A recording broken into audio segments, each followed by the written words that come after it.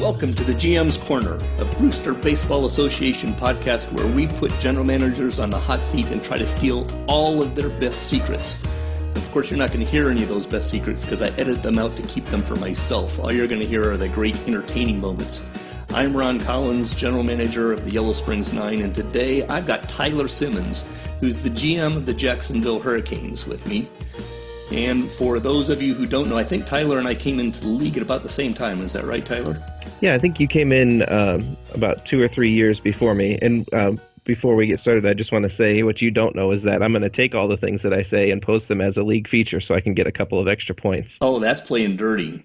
But I couldn't expect anything more from you because you are the guy who's wearing my 2 rings. Your Hurricanes have been the ones that beat my 9 like a dirty welcome mat hung up on the laundry line. Both times we've made it to the Landis, you have squashed my heart. Yeah. Well, everybody gets lucky sometimes. That's the way I'd like to think about it, but my fans don't really think about it that way. They're probably going to wonder what I'm doing sitting here talking to the despised enemy who's stolen both of our pennants. So welcome aboard anyway, Tyler. I appreciate your time. Yeah, thanks for having me on. This should be a lot of fun. Let me ask you, you've been on a couple of other podcasts, but I don't know whether we've really dug down into who is Tyler Simmons. Maybe tell me a little bit about yourself. What do you do for a living? What's your life been like? Where do you live? Give me the 45-second capsule on who Tyler Simmons is. Yeah, sure. Well, I am born and grew up in southern Iowa, moved up to northeast Iowa to go to school, lived in the Chicago area for a few years, and came back to northeast Iowa. And I live in Dubuque. Used to coach football. Now I work a boring office job in order to have some more time with kids and for stupid things like fake baseball. So it's kind of interesting that I've gravitated towards OOTP because I think I played about 1 year of baseball my entire life. So, how did you find out of the park? I don't know if you're somebody that's been online a while. Around 2006, Cooley Vol is big in the BBCF. Yep. Which is a text-based college football game that was really big around that time. And I liked that game, and I got into his league. And he put together kind of a whole group of forums that was a couple of leagues of this game and a couple of OOTP leagues as OOTP was switching over to 2006, the first time they made that big change from 6.5, I believe it was. And so they had graphics and face gen for the first time, and I was big into graphics. I did a bunch of graphics for Cooley's league, and Mike Dillis with the USBA was needing some stuff done, and so I created the jerseys and hats and logos for a 24-team league all through the minors and the major leagues. And he's like, "Hey, you just did all this work. Here's a copy of the game. Go ahead and play." I did all that without actually even having the game. I'd never played the game before. I just liked graphics that much. And I got into his league. He ended up leaving the league, and I was the commissioner of it for a couple of real life years before I got a full-time coaching job in college and was no longer able to take the time to be a commish. So that's how I got into OOTP. Yeah, never was a big baseball fan. I followed baseball, but not like somebody that went to games as a kid. Yeah, your life was revolving around football. Yep. So, when you're a coach, your life revolves around football. That's all there is to it. Yeah, exactly. Yeah. Or around whatever sport you're coaching, I suppose, is the right way to put that. But yeah, I got a couple of messages after I left, and one of the guys took over the league and kind of continued it on for a while. A couple of messages, they're like, "You haven't posted anywhere on the forums in like 6 months or 8 months. Are you okay? You didn't die, did you?" It's like, are you alive? Yeah. It's like, no, I'm just working 100 hours a week. So, yeah. There you go. Well, talk to me about Jacksonville. Talk to me about your season this year. Obviously, the win count is down a little bit. It seems like from the outside looking in, The Hurricanes have had a bit of a tumultuous start and kind of stop and start process through the season. How do you feel about this year? How do you feel about this version of the Jacksonville Hurricanes? It's been definitely a trying season. I knew going in, we were losing one of the better shortstops in the league. We were losing one of the better starting pitchers in the league. And really the starting pitching, I had another couple of good young starting pitchers that just kind of fell apart at the end of last year. And I kind of knew that our pitching was going to be a struggle. And it wasn't going to be the same. We had a lot of injury luck. We didn't get injured too much last year, and everything kind of came together in that really strong run throughout the regular season. So I knew it wasn't going to be like that, and I knew New Orleans is going to be good because every year I think New Orleans is going to be good. Even when Jim thinks they're going to be bad, I always recall my first, 10 years in the league when they were just always good. And I'm like, no, I don't care what you say. They're going to be good. It's best to default with the idea that New Orleans is going to be good, and then occasionally you can be happy when they're not. Right. So I kind of knew that was going to happen. Louisville's got a lot of young players. Nashville's got a lot of young players. So you never know what are they going to pop off and have really good seasons? Are they not? So I kind of knew I was in a precarious position, but then, we just had a comedy of errors and injuries, and I think we were down to our third string center fielder for a while, and every time I acquire a new pitcher to try and bolster our rotation, he gets hurt. And so it's just kind of one of those years. But, we still are sitting right in the thick of it. So yeah, you're at that stage where every sim feels like it changes the dynamic of how you feel. Like one week you're up and running, and another sim later you're like, what in the world happened? Yeah, like I'm swearing off OOTP forever. I'm not playing this game anymore. It's terrible. No, but how do you feel about this year? It seems the competition level overall seems to be about as strong as it has ever been from my perspective and from some of the numbers perspective. Does that kind of resonate with you right now, or do you see things a little bit differently? Are your difficulties mostly because your team is struggling, or because other teams are reaching up?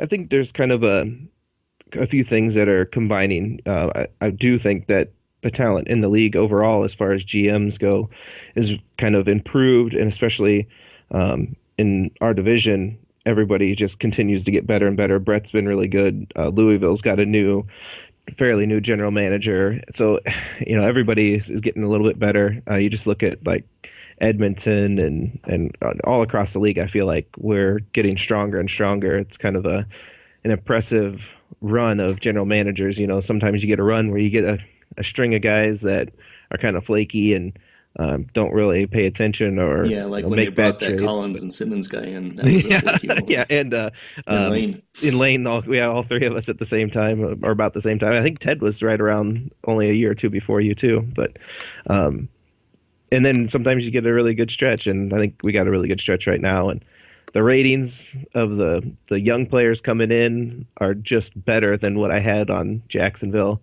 Mm-hmm. I kind of had planned on guys like Naboru just being top of the line if he held his ratings, and he's held his ratings, and he's like sliding down that list of top hitters just by the sheer talent of people coming up. And that happens sometimes in real baseball too. So and I think it's happening in modern day baseball quite a bit. And I don't think that that's something that Out of the Park has specifically coded in as just the way we've gone about creating players. You talk about Navarro. I'm in the same kind of a camp with Lucas McNeil, although McNeil is probably losing his ratings a little more than Navarro is.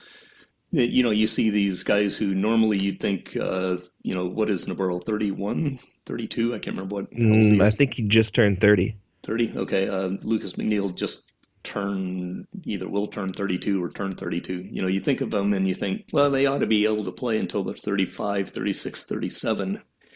But the talent level that's coming in behind them is going to be pushing guys out quicker, and I do wonder about the Out of the Park development path for older players. Because I know it tries to keep ratings at least somewhat in line of things. So, I had this discussion with Ted. I think it was off the record after one of our podcasts, just talking about how.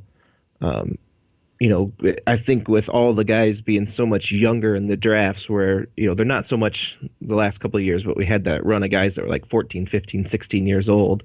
And it's like, he was saying that, it's changing the aging curve. And it's like, I don't think it's changing the aging curve. I just don't think OOTP has a strict, like, if age so-and-so, so much percentage chance of falling off. I think it's just more like their years of experience, it feels like. So if they are major leaguers at 18, they're going to be starting to fall off by the time they're 28, 29, 30, to where they're out, a lot of them are out of the league, versus when they come in at 23, 24, then it's like 33, 34. I think that whole aging curve just shifts. I think it's a complex problem set, right? Because I do think, actually, my personal view, and I've done a lot, a huge mega lot of testing on development curves. I do actually think they have if age X percent plus X percent minus and thing like that in there. Oh, they do. I think I don't write the code, but I can draw some really nice, smooth looking curves if I use that approach. Because back in the day, I still have all the scripts, and I occasionally will run them. But I used to run long series of long sims and test the aging curves for Marcus and Matt, and I think that's in there. But for example, when you add that in, let's say all the kids are coming in at high talents at 15 years old. Well, number one, a bunch of them are going to make it, and a bunch of them aren't. But what also happens then is you're pushing more talent into the active playing ages, right? Mm-hmm. And the game, I'm 90-ish% sure, is also attempting to modulate the overall talent in the league, right? And so at that stage, you've got a development curve that is based on age and based on an attempt to keep the talent at some level of, so it doesn't go running all up. Ted's Sky is Falling post some time ago, where he was worried that all the ratings are going to go peg up to 180 or 200 on the scale, right? I don't think that's going to happen, because the game tries to modulate that. So if you mix the two together and say that, yes, you do have an aging curve, but you also have a external, there's nothing in real life, as far as I know, that says there can only be X talent in baseball, right? But OOTP does, so that it tries to manage the environment. So then you get these interesting and weird curves where perhaps more young guys fall off at age 19 to 21 than they would normally have, or more guys fall off at age 32 than they would normally have. Or, I don't know what the right answer is, but I think those kinds of things fit into it. Now, putting BBA aside for a second, I don't know. A lot of my knowledge about the game comes from like 2000 and like the 9, 10, 11 version of OOTP. I was on the beta testing team. I actually made the MLB rosters, particularly the prospects back then. So you were the one that was posting all the aging curves, and we're kind of keeping a close eye on all those. So I remember reading those posts. So I was just curious. Nobody probably cares outside of us too, but well, I think everyone really cares, but as soon as we start actually talking about it in detail, everyone's eyes kind of glass over. And in general, OOTP is trying to keep everything in check and trying to keep you from screwing everything up on your own. From screwing everything up on your own, and in a big picture perspective. And this is what I'll say a lot of the times I'm doing these studies because I want to see if the game is like baseball. It doesn't have to be perfect, but if you walk into a situation and you say, hey, I expect my kids are going to peak in the 25 to 28 range, and they're going to fall off at 29 to 32, and etc., that should be close. Right? Mm-hmm. Because if the game peaks at 21 and falls off at 26, then you can't use baseball logic, or at least the things that we know of. Same types of things with the catcher defense, and I loved your analysis of catcher defense, and it fits a lot of things that I do. And blah, blah, blah. But um, has that media guide just been lost to the ether? I have not been able to look that article up. I wanted to look that up a couple of times when people were talking about catcher defense, and I could never find it. I don't know. I will actually make a note and try to go find it. I think it would have been like 2026 to 29, somewhere in there is when I wrote that. But anyway, yeah, we'll find it. It was revolutionary for me because I was for years was a catcher defense doesn't matter proponent, and I banged that drum for a long time. And early in my BBA career, my first couple of years, my catchers were like awful defensive catchers. And then I did that piece and I was like, oh, I am totally wrong about this. Yeah. And one of the problems there is that it used to be true. Yes. Yeah, I did. Back when like I said, when I had that deep knowledge of the game, it was like version 10, version 9. It didn't really matter. So Not like it does now. They incorporated kind of that framing aspect, and it really does make a reasonable amount of difference. I wouldn't say you'd want to have a AA level hitter playing, even though he's a great defensive catcher. I don't think it's kind of modeled that. Maybe it has, but yeah. I mean, I would be reluctant to ever say that I know what the model is before it's all said and done. But I mean, the main point of the matter is they've done some good things to make catcher defense actually make a difference. And that fits the whole point, right? Is I can always bitch and complain that something should be better or should be more impactful or whatever, but at least it is impactful, which is the most important thing, because otherwise, other than that, it's mostly my opinion as to what should be or shouldn't be. Sure. Well, talk to me about, we're talking about out of the park, and we're talking about different experiences we have with the way the game kind of works and whatnot. We recently had a big blow-up conversation about Dusty Rhodes because I wrote my thing that Brett called the hit piece on him, which I kind of chuckled about because it wasn't meant to be a hit piece, but I can see where people would call it a hit piece. And you mentioned some things. You posted some really nice comparisons between Hahn and Rhodes. It feels to me like you are, I'll call it a Moneyball kind of a mindset on trying to evaluate players, but I've never had an opportunity to really talk to you about how you evaluate players and what you look for. Your on-base percentage push definitely is in that whole Hahn post. So talk to me a little bit about when Jacksonville sits down to decide what kinds of players you want to put on your roster, what kind of things go on in the front office of the Hurricanes. Sure. I would say that I do kind of have a Moneyball approach in the way that I have kind of the essence of what really Moneyball was about with Bean and the A's and what they were doing and why they were doing it versus like, I try to get players that match exactly what they were looking for back then. I think I really have a high opinion of on-base percentage. I'm definitely one of the people that thinks that a walk a lot of the times is just as good as a single. Obviously, if you got a guy in scoring position, a single is more important than a walk. But how often is that going to happen if you've got somebody batting first or second in the lineup? A lot of times they're batting with the bases open, where the point is just to get on base and to get a scoring opportunity in place. So I definitely look for power, on-base percentage.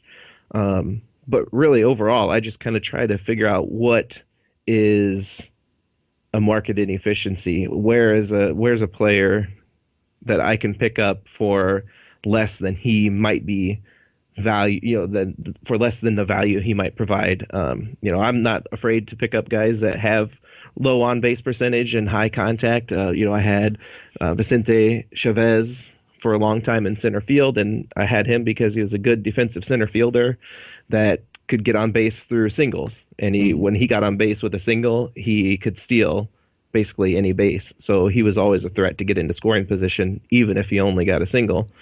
But I do have an irrational love for players like, I'd say, Bertram Hahn and Harvey, the guy that I got at shortstop right now. I don't really have any kind of concern if some of my guys are 220, 240 hitters, so long as that on base percentage is 350 or above. If they're still making up for it in other ways, and they play good defense too. So there's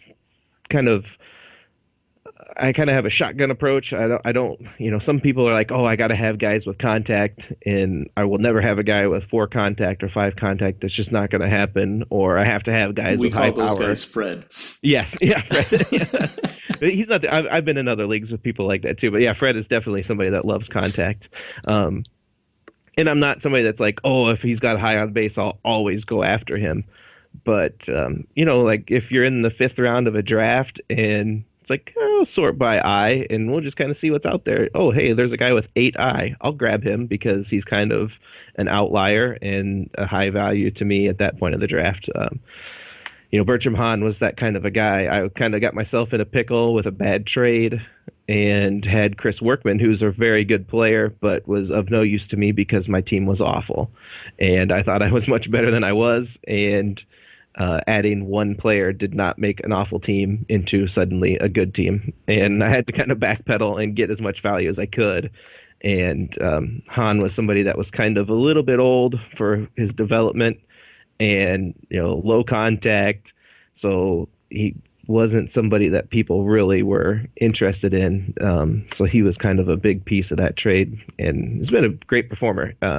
Obviously, those guys aren't as popular. So, when I've tried to trade him because I have prospects coming up, nobody wants him. And when I did trade him, I traded him to Brett, and then Brett left after that first season. And then he just kind of toiled on the bench, and it's like, I hated just watching him sit on the bench. I'm like, he can be productive. I can fit that into my team. And so I went and reacquired him.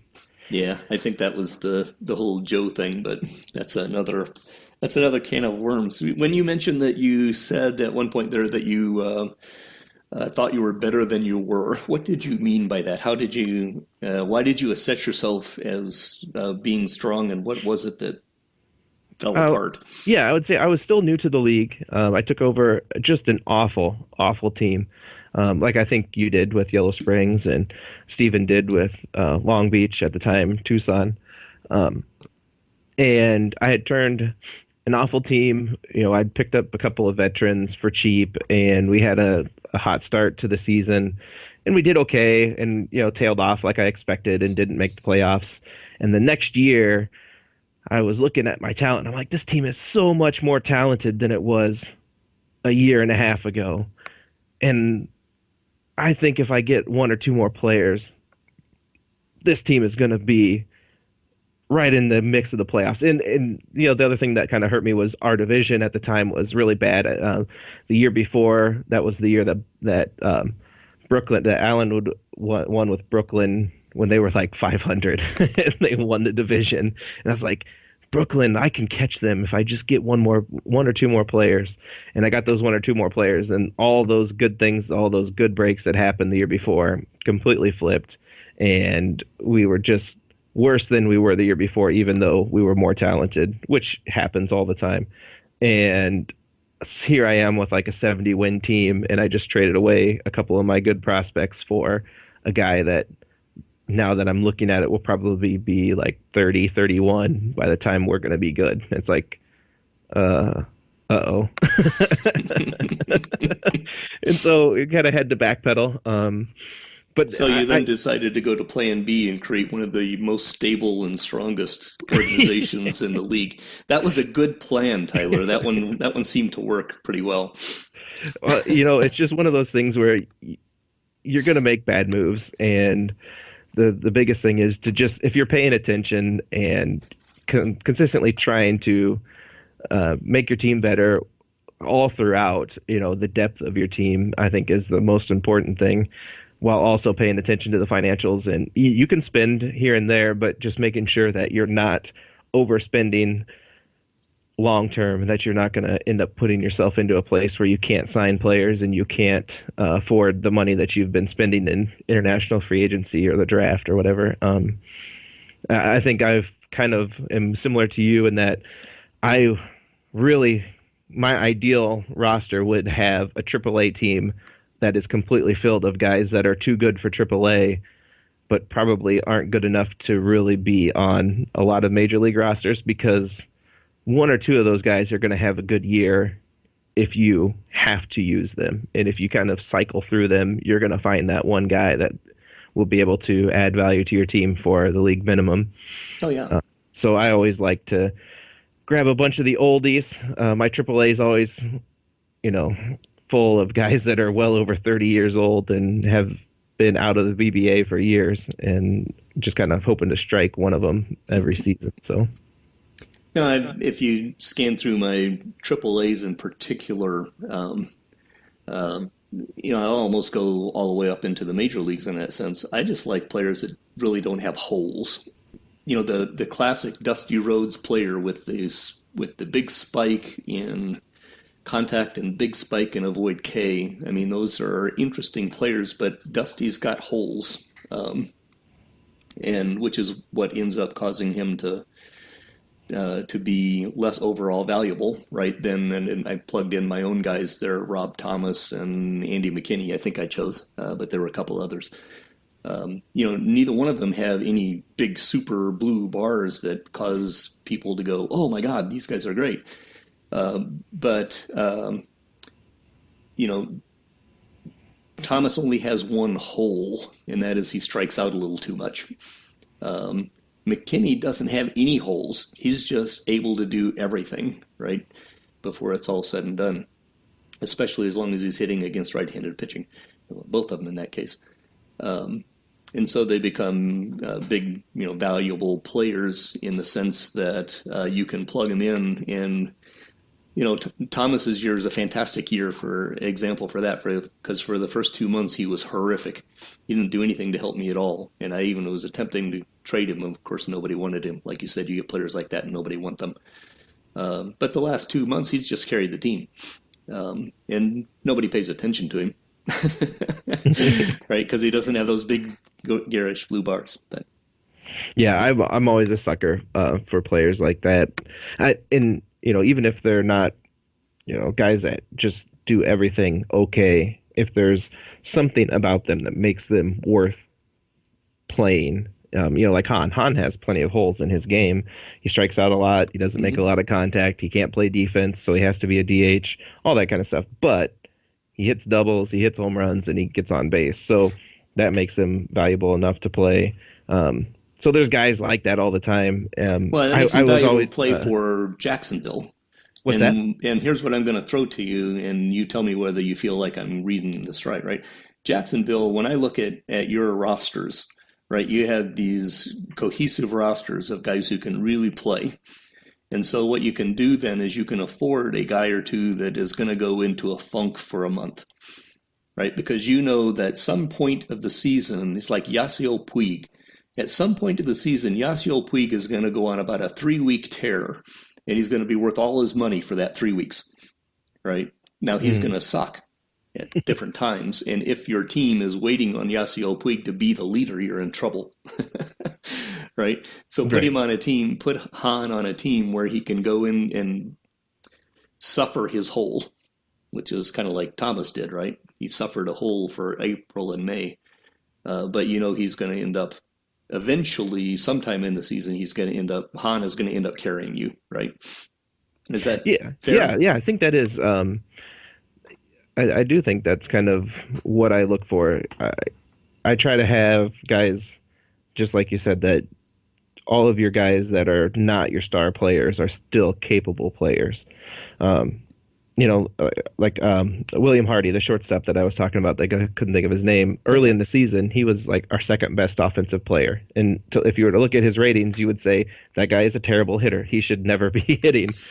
But for a stretch when Noboru had like a 600 on OPS, Hardy was like 750, 800 or something like that. Just ridiculous for him. So yeah, you do try to have that. And I always try to have backups, like a Jimmy Brown. That's a backup on my team that probably nobody else in the league knows who that guy is. But if you go and you pull up his player page, he has like an 850 OPS as a pinch hitter / platoon player / starter when my guys that are supposed to be good suck. Right. So, and don't get me wrong, I don't expect people to pay a bunch for those kind of guys in trade, right? I mean, Brian Sullivan fits that mold for me right now as my weak little shortstop second baseman who fills in, but about 3 times a year, 4 times a year for the past 2 years, he's done something that wins a game. Which yeah. I love. And I guess if I would say anything to anybody that's, still somehow out there still listening to us, pity the poor souls. Yeah, don't be so quick to just dump guys that are, you look at them and you're like, yeah, but there's just nothing about them that's exciting. Pull up a guy like a Jimmy Brown, pull up the player card of like Jorge Gonzalez, who I had that for years, just continued to start, and I could not get rid of him. Like those guys, you look at their ratings and you're like, yeah, they're not good. Like the ratings are not good. They should be like 220, 230 hitters with terrible on base and no power. And yet they go out and they hit like 260, 270 with a 330 on base and 10 to 12 home runs. And you're like, I can't bench you. And, everybody else is so quick to be like, oh, I've got this guy that's got 777 ratings and he's done terrible everywhere that he's been, but his ratings look good. So I'm going to chuck him in there and I'm going to get rid of this guy. I'm just going to let him go. I'm going to cut him, whatever. I would trade him away for nothing. And it's like, don't give up on those guys. You just never know when that guy that's a good-looking prospect just never plays up to his ratings, and some of those guys just continue to hit when you think they won't. So, don't get rid of those guys. Well, let me jump in and put you in this lightning round of mine that I do on each one of these silly general managers' corners. You're familiar with the topic. I'm going to give you about 4, 5, 6 kind of theoretically quick questions. You can answer them, take as long as you want, but I'll kind of move things around a little bit here. Sure, this is the part where you cut stuff out for yourself. This is the part where I cut stuff out for myself, and I'll only put in the stupid questions, which you can tell because if you ever listen to any of these general managers' quarters, all my questions are stupid. So we've been talking a little bit about Jacksonville and evaluation and so forth. Will Jacksonville ever need to rebuild? Yes. It was about a year ago in real life. I don't know how many seasons ago that was. It was around the last time we expanded, maybe. I was talking with Ted, and we were doing that pick where we were picking over the next 5 years what's 5 teams that will win a championship and what's 5 teams that won't make the playoffs anytime in the next 5 years. And we made all those picks, and I think I picked Jacksonville as one of my teams. And they would not allow me to do that because at that time I had all those young guys that came up that won those championships with me. Rutledge, Braun, and Chavez, and all of those guys were all expiring contracts. And I was like, there's no way I'm going to be able to sign all these guys and keep them. And I just think I'm going to have to tear it down. And so I always feel like I am one injury or one bad signing away from just completely screwing everything up and having to tear it down. So at some point, I'm sure I will. Draft strategy. Are you a best available athlete or a draft position kind of guy, and why? In baseball, I always try to get who I think is the best still available. I think it's foolish to draft based on availability when you're talking about guys that won't be available for a couple of years. Even in OOTP, where sometimes they come up really fast, you never know when they're going to. So it's if you need starting pitching this year and your system's not good, you might focus heavy on starting pitching, and all of a sudden you get a couple of bumps and a couple of good signings or trades, and now like those guys that you drafted are not worth being on your roster. And it's like, well, you could have had guys that were better. So favorite Jacksonville player? Favorite Jacksonville player? Oh man, that's tough. I really want to say Bertram Hahn, but I have to go with Jorge Gonzalez just because that's the type of guy that I followed when I'm a fan. As a Braves fan in the early 90s, I wasn't the guy that was like all about the best players. I liked Rafael Belliards and like those types of guys. Oh my, there's a name from the past. I think he was on my fantasy team for a while. Back when it was rotisserie league and it was back when men were men and did their own stats rather than do it on when, systems. When ships were made of wood and men were made of steel. There you go. Most important thing about managing out of the park financials. The most important thing is kind of keeping your fan interest high, while also winning games, which keeps your fan interest high. Because if you have high fan interest, you'll get more people in the stands, which means more money, and you can charge more. As soon as you start losing a bunch of games and letting that tank, you will end up in a world of financial hurt. Your budget will start falling. That's the biggest thing, is earning money to keep your budget up. How do you use the participation point system? What's the Tyler Simmons inside scoop on what you try to do with it? The Tyler Simmons system is to bitch about the participant system and just be terrible at it. No, I like to use it. I think the main thing that I like to use it for is like conversions, like starting pitcher, relief pitcher conversions, or you got a prospect that's behind in development, so you use that roll of the dice to try to get his age a little bit younger. Those are my biggest thing. When I first started, I used it for personality. And I think that's useful for your star players. But overall, I think as long as you don't have a bunch of, pardon my French, but a bunch of shitheads in the roster, you're going to be okay. As long as you got some leaders and they'll be able to deal with some guys that might be problems. So I think that's a little bit more of a waste. I think the big value is converting those players and getting those extra years on development. All right, last question of the lightning round. What is your greatest moment in real life sports?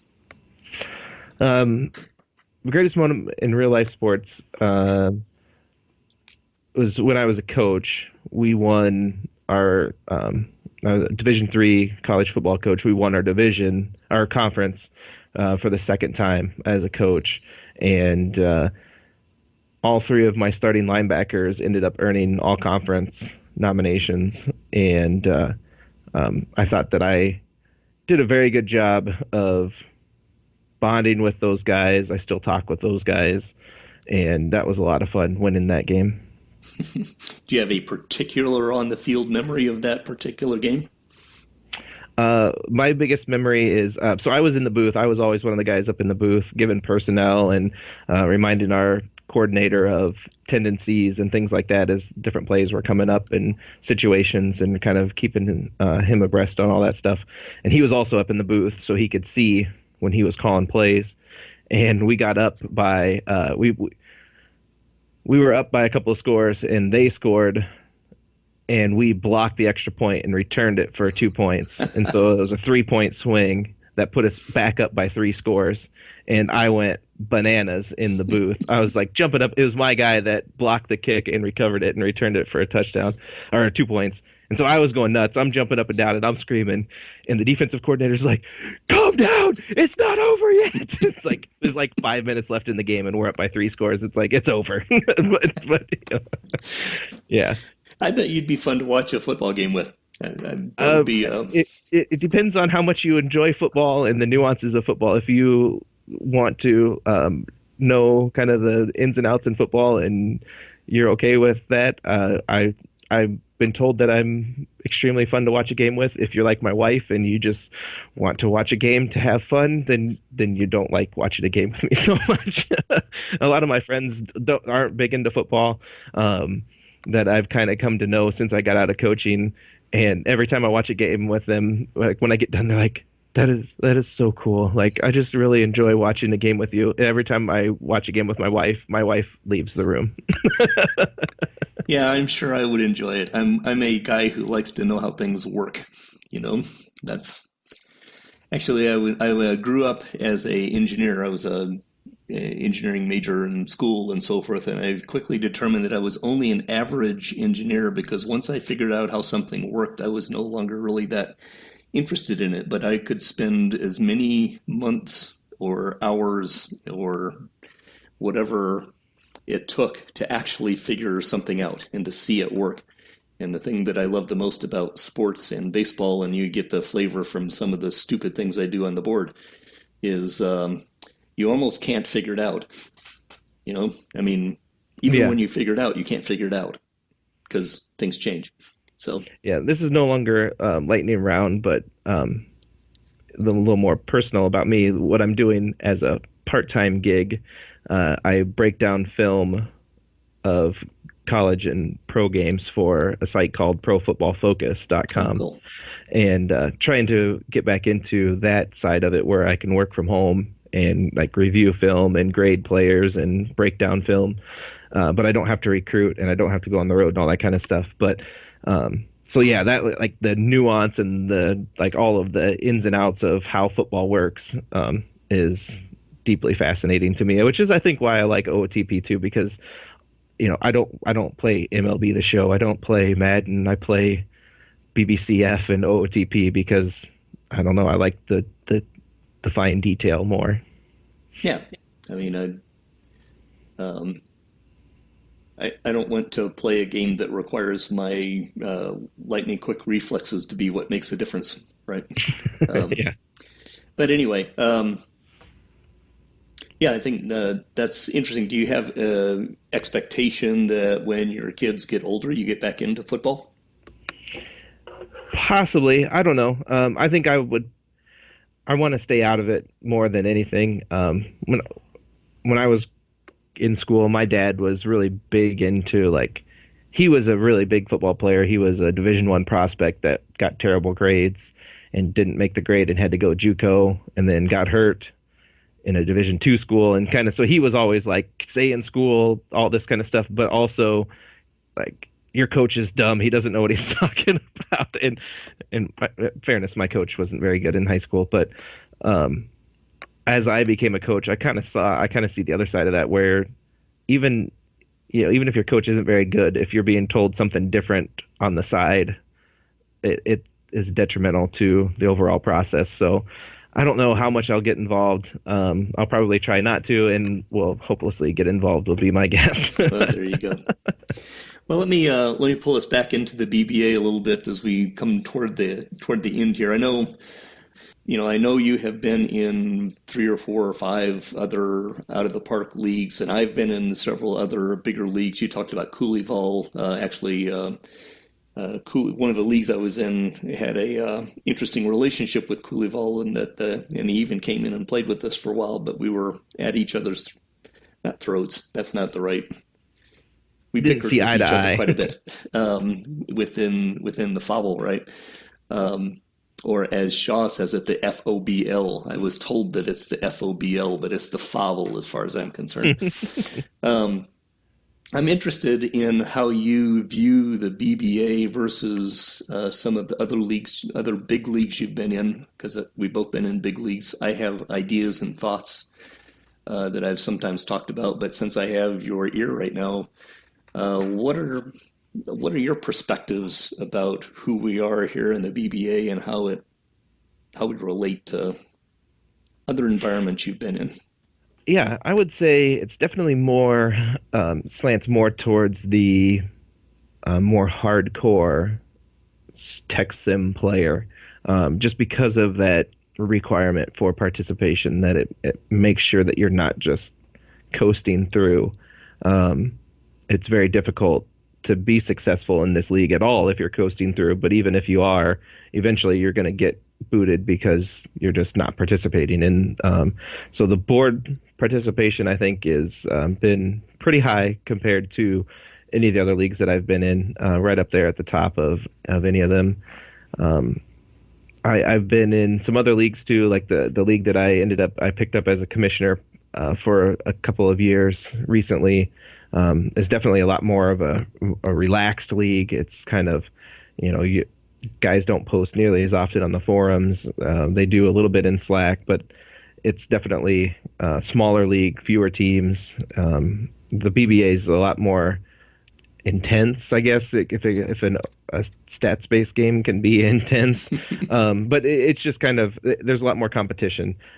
Guys are definitely competent across the board. I would say even if you took out of our 30 teams, if you took who you viewed as the 30th best person, they could probably manage a decent team in a lot of other online leagues that I've come across. And I've kind of been ancillarily, I don't know, that's not the right word, associated with other leagues. I've been in leagues that are members of a forum that have other OOTP leagues in them, and so you kind of browse their forums and stuff, and so you kind of see some of the, I would say, lesser OOTP leagues. I would definitely say the BBA has been a lot of fun. I wouldn't have been in the league for 3 or 4 like 4 real life years now if I wasn't having fun, which is the same as those other leagues. I was in EMLB for a long time with James LeBlond, and all those guys. I thought that was a very competitive league. And then the USBA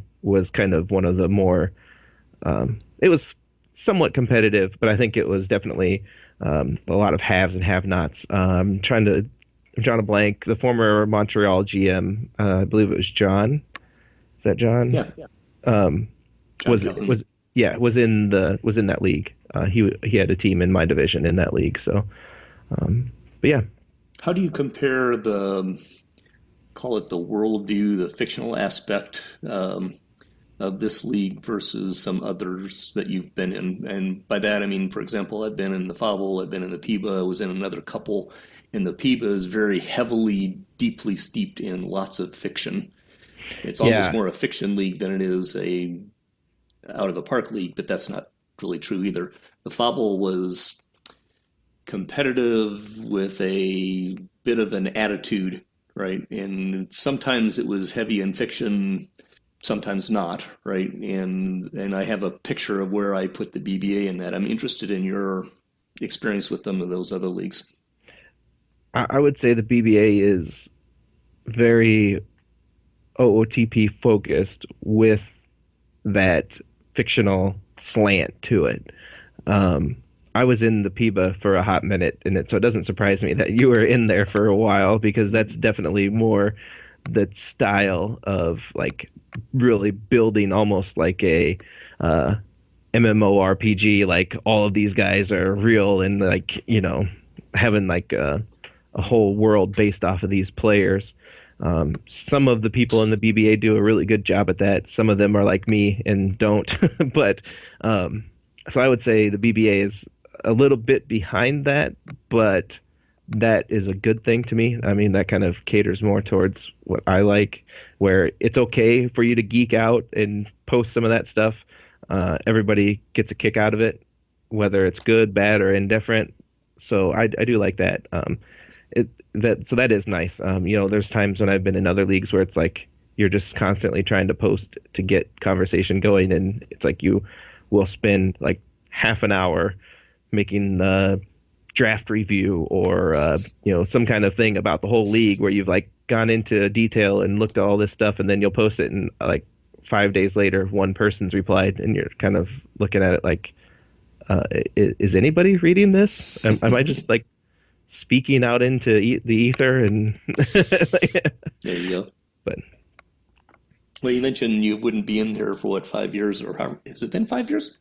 I think it was 2000 and the end of 2005. So I quit coaching in December 1st of 2015. So it would have been sometime right after that. I think we were still on OOTP 16. 4 to 5. Yep. Okay. So. Wow. I got to absorb that for a minute. Yeah, because that means that you've been there just a little bit longer than that. Well, you say you've been in here for so long, and you wouldn't have been in here if you didn't like it. What are your favorite? What are the things that make you come back to the BBA, and what is it that you love about the league? The thing that makes me come back is the history of the league. Being across so many years and so many different versions of this game and completely different builds of this game and other games completely, like, I don't know, just kind of the fluctuation of all the stats throughout the history. That kind of stuff is what really interests me. I've never been like a day-to-day baseball fan where I will watch games every single day.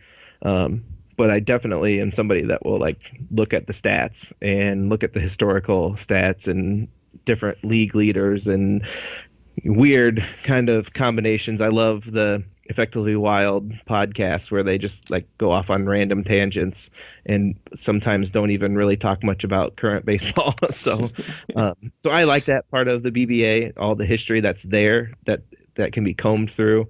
I really applaud Rect and Steven for what they've done with the Excel spreadsheet that they have that kind of tracks all of that stuff across all the versions. I will find myself at times, a lot of times I don't write team news because I will start to write a team news and then I will get sidetracked and I'll find that I've spent the last half hour just combing through the old Cato base.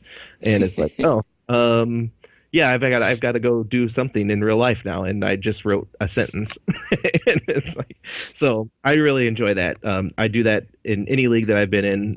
I will either stay in it if it continues on until it has that, and that's when I really start to enjoy it, or I will join a league that's been around for a while. The USBA had 40 plus years of history. The HBL, the one that I commissioned, is coming up on 50 years. The BBA has 70 years almost of history. So I like going back and looking at all that stuff. So it's that kind of makes it more real to me. All right. That's fantastic. I think we've come to the end of my questions. Do you have anything else you'd like to add? No, I want to say thanks for having me on, burying the hatchet with all those times that we slaughtered you in the Landis. And hopefully I don't have to run against you anytime in another Landis series because you might come at me with a hatchet before the game. But no, it's been a lot of fun. I know, in the forums, sometimes not you, just the general you. The generic you. Yeah. We as a group sometimes don't see eye to eye and we kind of get worked up but it's all supposed to be fun, and it is fun, and arguing sometimes to me is fun. So anybody that is out there, if I argue with you about anything, don't take it personal. I just like to argue sometimes. Well, that sounds good. I think we'll end it right there before I have to go off and get on another Jacksonville anti-rant. Well, Tyler, thanks for your time here this evening, and hopefully we'll get together again and do some more of these. Sounds good. The Brewster Baseball Association is an out-of-the-park baseball league commissioned by Mr. America himself, Matt Rechtenwald, and competed in by an amazing group of outstanding general managers. Check us out at montybrewster.net. You have been listening to the GM's Corner, a podcast where we put BBA GMs on the hot seat. Music is Cool Piano by Tigerius and is used under Creative Commons Attribution License. See you next time. Until then, have fun, be safe, and always remember that even a boring team news is worth 2 points.